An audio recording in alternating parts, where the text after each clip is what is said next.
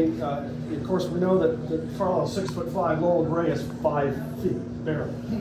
And Weems, who was the bass player, sometimes Laurel would jump on Weems' instrument to play, which is a source of many jokes. And then there's Bruce Moody, who was a rhythm guitar player, and he's been in many bands.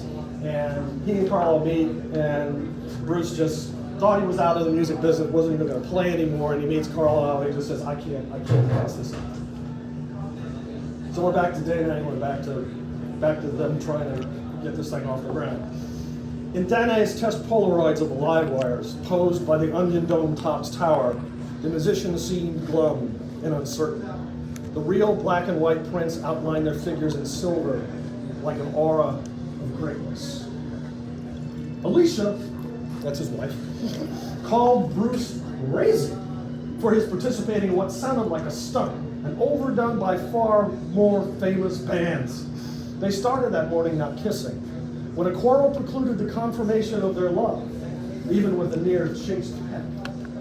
Bruce never felt right for the entire day. He drove a few blocks up Forest Hill Avenue when he turned back to his house and left the car running in front. He went in, surprised her by the sink, where he grabbed her face and got his kiss. She balled a fist against his chest and slid it under his leather jacket. You can't let this mess us up.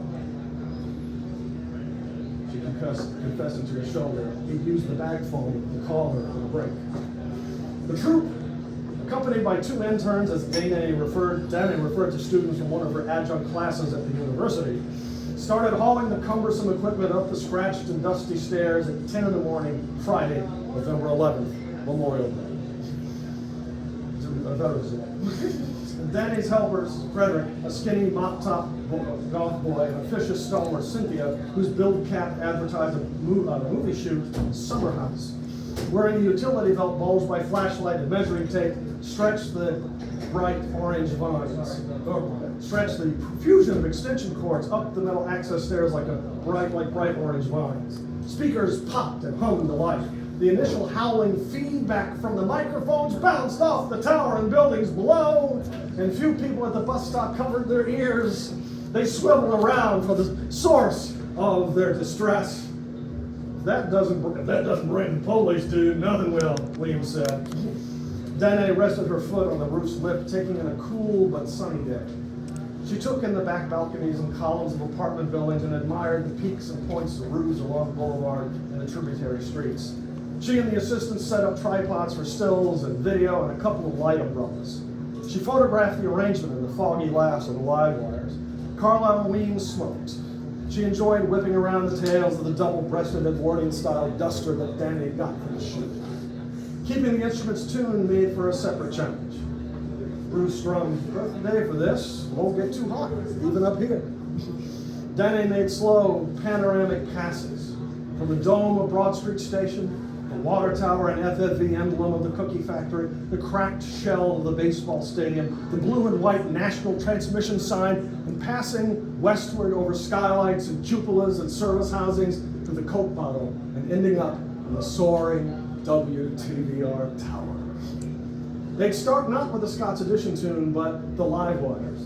She put Carlisle in the tower, Bruce forward by the vents, Weems and Laurel at the corner facing the gas station, and CP behind the curve.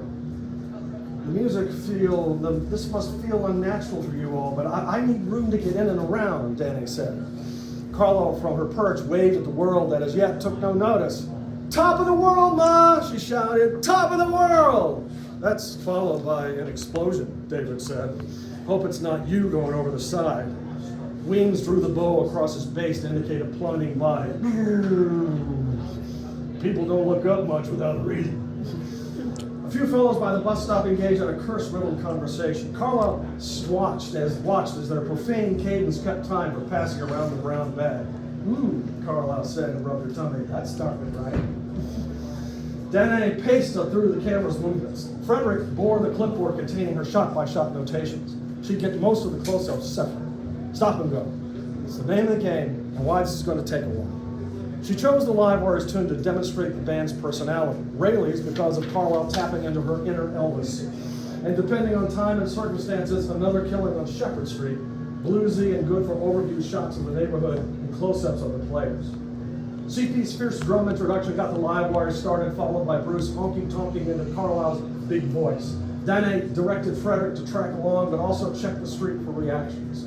The live wire's music caromed off the nearby buildings. Huff, whining buses came and went. The lonesome train horn and Dane's big earphones caused her to cut the fun. They realized how many sirens howled in the Richmond soundscape. Every time a firefighter or distant ambulance screamed their alarm, Dane tensed. This could be for us. Cynthia blew her brisk and efficient demeanor when she tripped and went banging against a vent hood. Blood sugar, she explained. Rushed out of the house, forgot to bring anything. Dane helped Cynthia to her feet. You should have said something. Time for lunch. The cooler they hauled there contained a variety of sandwiches and salad prepared by Dane. David, on the fold-out chair, said, "My wonderful auteur. And craft services, too.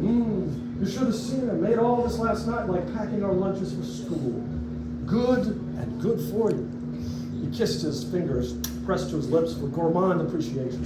Dane poured coffee from a thermos. "Thanks to you, crop store. I just put it together." The live wires, Cynthia and Frederick nodded their agreement while chewing. Bruce, standing off by the tower, informed Alicia of their process. One song, but no cops, and only one person tripped so far.